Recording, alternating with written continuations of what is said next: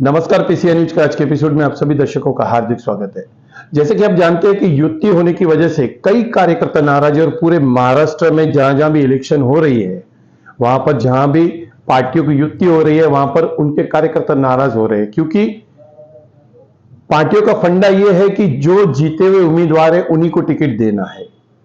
इसी वजह से जो आम कार्यकर्ता है वो यही बोलता है कि मैं कब लड़ूंगा इलेक्शन। इसी बात को ध्यान में रखते हुए कल्याण डोंबिवली में जो शिंदे गट और बीजेपी के बीच में युति हुई, उसके कारण कई कार्यकर्ता नाराज हो गए। भाजपा के कार्यालय पे पहुंचे, जहां सुलभा गणपत गायकवाड़ के यहां कई लोगों ने आवाजें उठाई। आइए कैमरा के से देखते हैं कि बीजेपी कार्यालय में क्या क्या हुआ।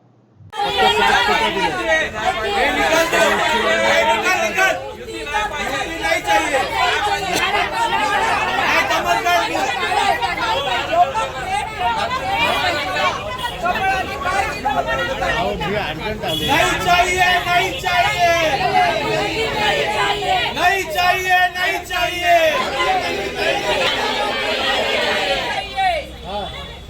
हम लोग को युती नहीं करने गए। सगळ्यांना नमस्कार।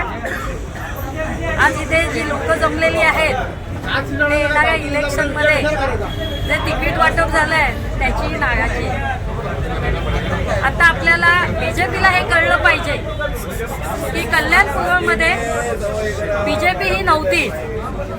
ज्या वेळेला आमदार गणपत गायकवाड उभे राहिले बीजेपी मधून, तर त्यावेळेला त्यांनी 9 सीट निवडून आणल्या आणि नंतर कोरोनामुळे ते इलेक्शन लेट गेलं।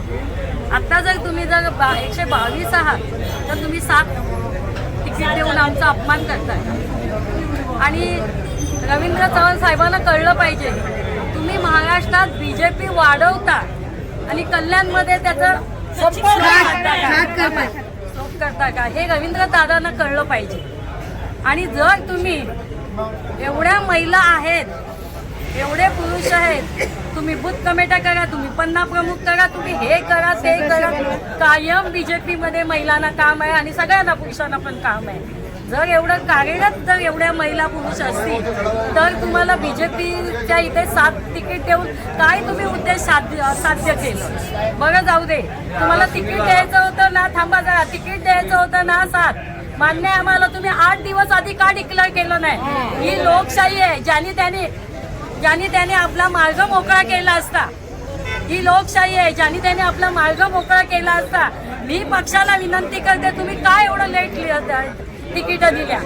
बरं 2 दिवस, उद्याचा दिवस आहे, परवापासून काहीतरी तिकीट भरणं मागे घेणं का आहे, तो एक भाग वेगळा आहे, पण असं करायला नको पाहिजे। तुम्ही मैत्री मैत्री म्हणता, ही मैत्री नाहीये, हे दुश्मन आहे, समजलं ना? हे दुश्मन आहेत। या कल्याण पूर्व विधानसभेमध्ये 80,000 मतदान हे भारतीय जनता पार्टीला झालं आणि त्यापैकी 7 जागा या नगरसेवक पदाच्या या इथे कल्याणपूर्व विभागामध्ये मिळाल्या। त्यातल्या 6 जागा महिला आणि 1 जागा पुरुष असं मिळालं। त्यामुळे इथे असंख्य कार्यकर्त्यांमध्ये असंतोष पसरला आहे। त्यांची समजूत काढण्यासाठी मी इथे आलो आहे। त्यांचं असं म्हणणं आहे की काही दिवसापूर्वी शिवसेनेचे पदाधिकारी महेश गायकवाड यांनी